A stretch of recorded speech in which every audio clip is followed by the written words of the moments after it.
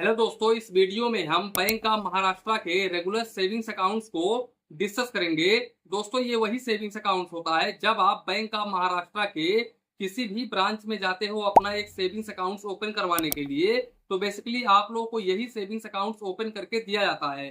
दोस्तों, इस वीडियो में हम इस सेविंग्स अकाउंट्स के सारे बेनिफिट्स, हिडन चार्जेस, इसके अलावा दोस्तों हम ये भी देखेंगे इस वीडियो में कि बैंक ऑफ महाराष्ट्र कैसा बैंक है। क्या आप लोगों को बैंक ऑफ महाराष्ट्र में अपना एक सेविंग्स अकाउंट ओपन करवाना चाहिए या फिर नहीं ओपन करवाना चाहिए? तो दोस्तों, वीडियो को बिल्कुल भी स्किप मत करिएगा और अगर आप चैनल पर पहली बार आए हैं तो प्लीज चैनल को सब्सक्राइब कर लें ताकि आपको ऐसे ऐसे नॉलेजफुल वीडियोस मिले सबसे पहले। तो चलिए इसी के साथ में वीडियो स्टार्ट करते हैं। दोस्तों, जानकारी के लिए हम आप लोगों को बता दें कि bank of Maharashtra government sector का बैंक है। इसके अलावा दोस्तों बैंक ऑफ महाराष्ट्र DICGC से इंश्योर होता है। DICGC के अंतर्गत अगर बैंक ऑफ महाराष्ट्र अपने लाइफ में कभी भी डूब जाता है तो ऐसे केसेस में आप लोगों का 5 लाख रुपए तक का अमाउंट बिल्कुल आसानी तरीके से मिल जाएगा। इसके अलावा दोस्तों बैंक ऑफ महाराष्ट्र में आप लोगों को मोबाइल बैंकिंग, इंटरनेट बैंकिंग का भी फैसिलिटीज देखने को मिल जाता है। इसके साथ साथ bank of Maharashtra savings account के ऊपर चेकबुक, पासबुक, ATM कार्ड भी ऑफर करता है। दोस्तों, बात करें अगर हम एलिजिबिलिटी क्राइटेरिया की, तो यहाँ पर 10 ईयर से अपना एक सेविंग्स अकाउंट ओपन करवा सकते हैं। हालांकि जब आप 10 ईयर से अपना एक सेविंग्स अकाउंट ओपन करवाते हैं तो वो अकाउंट पूरी तरह से माइनर के कैटेगरी में होता है और उसको पेरेंट्स मेंटेन करते हैं। बात करें दोस्तों अगर हम डॉक्यूमेंट्स की, तो यहाँ पर आप लोगों को आधार कार्ड, वोटर ID कार्ड, इसके अलावा ड्राइविंग लाइसेंस, इसके साथ साथ आप कोई भी लीगल डॉक्यूमेंट्स दे करके अपना सेविंग्स अकाउंट इस बैंक में ओपन करवा सकते हैं। बात करें दोस्तों अगर हम इंटरेस्ट रेट की, तो यहाँ पर bank of Maharashtra 2.75% per annum का रेट ऑफ इंटरेस्ट अपने सेविंग्स अकाउंट्स के ऊपर ऑफर करता है। वहीं पर दोस्तों अगर आप 1 ईयर की FD ओपन करवाने की सोचते हो तो 1 ईयर FD के ऊपर bank of Maharashtra 6.50% per annum का रेट ऑफ इंटरेस्ट ऑफर करता है और सीनियर सिटीजन को 7% पर एनम का रेट ऑफ इंटरेस्ट ऑफर करता है। लेकिन दोस्तों मैं यहाँ पर आप लोगों को रिकमेंड करूंगा कि आप 1 ईयर का FD ओपन ना करवा करके आप ओपन करवाइए 400 दिनों का FD, क्योंकि 400 दिनों का एक स्पेशल स्कीम चलता है बैंक ऑफ महाराष्ट्र में। अगर आप 400 दिनों का FD ओपन करवाते हैं दोस्तों, तो ऐसे केसेस में बैंक ऑफ महाराष्ट्र आप लोगों को 7.10% पर एनम का रेट ऑफ इंटरेस्ट ऑफर करेगा और सीनियर सिटीजन को 7.60% पर एनम का रेट ऑफ इंटरेस्ट ऑफर करेगा। तो दोस्तों ये 400 दिनों का जो स्कीम है ये काफी बेहतरीन स्कीम है। अगर आप 1 ईयर FD ओपन करवाने की सोचते हो तो 1 ईयर FD ओपन ना करवा करके आप 400 दिनों का FD ओपन करवाएं। दोस्तों, जानकारी के लिए हम आप लोगों को बता दें कि ये रेट ऑफ इंटरेस्ट मैं जिस टाइम पर वीडियो शूट कर रहा हूँ उस टाइम का है। इंटरेस्ट रेट कम ज्यादा होता रहता है, तो हो सकता है जब आप लोग वीडियोस देख रहे हो उस टाइम पर इंटरेस्ट रेट बढ़ गया हो या फिर कम हो गया हो, तो हम यहाँ पर कुछ कह नहीं सकते हैं।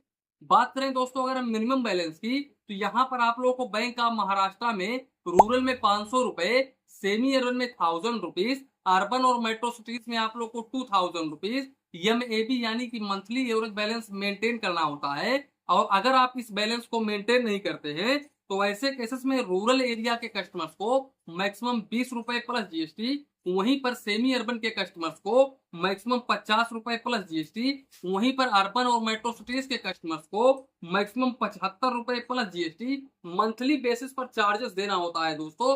तो दोस्तों यहाँ पर मैं आप लोगों को ये कहूंगा कि आप अपना MAB यानी कि मंथली एवरेज बैलेंस हमेशा मेंटेन करें। अगर आप मेंटेन नहीं करेंगे तो ये सारे चार्जेस कटेंगे, तो बाद में आप कमेंट करेंगे कि सर मेरा चार्जेस कट गया बैंक ऑफ महाराष्ट्र में। इसके अलावा दोस्तों अपने सेविंग्स अकाउंट के ऊपर बैंक ऑफ महाराष्ट्र 20 पेज का चेकबुक पर फाइनेंशियल ईयर बिल्कुल फ्री में ऑफर करता है। और अगर आप एक्स्ट्रा चेकबुक लेना चाहते हैं तो ऐसे केसेस में आप लोगों को पर लीफ यानी कि पर पेज का 5 रुपए प्लस GST चार्जेस देना होगा। बात करें दोस्तों अगर हम SMS अलर्ट की, तो यहाँ पर आप लोगों को मैक्सिमम 15 रुपए प्लस GST क्वार्टरली यानी कि प्रति 3 महीने में चार्जेस देना होता है। तो इस बात का ध्यान रखें, GST लेकर के 17 रुपए डेबिट होता है आपके अकाउंट से SMS का मैक्सिमम। इसके अलावा दोस्तों कैश हैंडलिंग ट्रांजेक्शन की अगर हम बात करें तो यहाँ पर आप स्क्रीन पर देख सकते हैं, यहाँ पर बैंक ऑफ महाराष्ट्र ने साफ साफ लिखा है कि कैश डिपॉजिट पर नील है चार्जेस। यहाँ पर नील सीधे सीधे इन्होंने लिख दिया है, लेकिन अगर आप उसके नीचे आएंगे इनके सर्विस चार्जेस में देखेंगे तो इन्होंने यहाँ पर ये लिखा है कि आप यहाँ पर कैश हैंडलिंग चार्जेस आप यहाँ पर 50,000 रुपए तक ही कैश डिपॉजिट कर सकते हैं। यानी कि यहाँ पर कैश हैंडलिंग ट्रांजेक्शन में इन्होंने ये लिखा है, साफ साफ लिखा है कि अगर आप 50,001 से लेकर के ऊपर कोई भी अमाउंट आप डिपॉजिट करते हैं या फिर विड्रॉवल करते हैं तो यहाँ पर आप लोगों को ₹1 पर 1000 के हिसाब से चार्जेस देना होगा। और मिनिमम आप लोगों को यहाँ पर ₹100 प्लस जीएसटी, मैक्सिमम आप लोगों को ₹10,000 तक चार्जेस देना पड़ सकता है। अब दोस्तों यहाँ पर बैंक ऑफ महाराष्ट्र ने ये डिसाइड नहीं किया है कि ये जो चार्जेस है ये 1 महीने में पड़ने वाला है।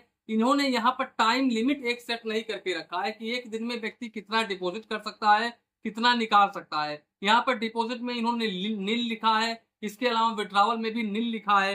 तो यहाँ पर दोस्तों इन्होंने टाइम डिसाइड नहीं किया है अपने सर्विस चार्जेस में, तो यहाँ पर आप लोगों को मैं क्लियर नहीं बता सकता। बात करें दोस्तों अगर हम एटीएम कार्ड की, तो यहाँ पर bank of Maharashtra classic variant का डेबिट कार्ड ऑफर करता है, जो कि रुपए भी हो सकता है, मास्टर भी हो सकता है, वीजा भी हो सकता है दोस्तों।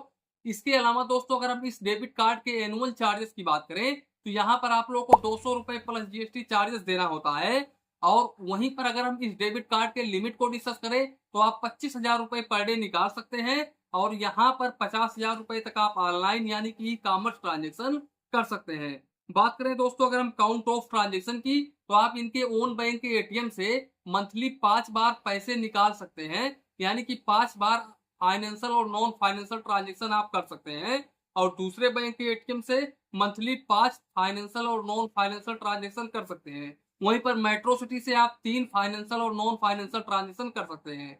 दोस्तों अगर आप इस लिमिट को क्रॉस करते हैं तो वैसे केसेस में आप लोगों को फाइनेंशियल ट्रांजेक्शन पर ₹21 प्लस जीएसटी चार्जेस देना होता है और नॉन फाइनेंशियल ट्रांजेक्शन पर ₹8 प्लस जीएसटी आप लोगों को चार्जेस देना होता है पर ट्रांजेक्शन। तो इस बात का आप ध्यान रखें। अब दोस्तों यहाँ पर आप लोगों ने देखा कि मैंने बैंक ऑफ महाराष्ट्र के सेविंग्स अकाउंट्स को एनालिसिस किया।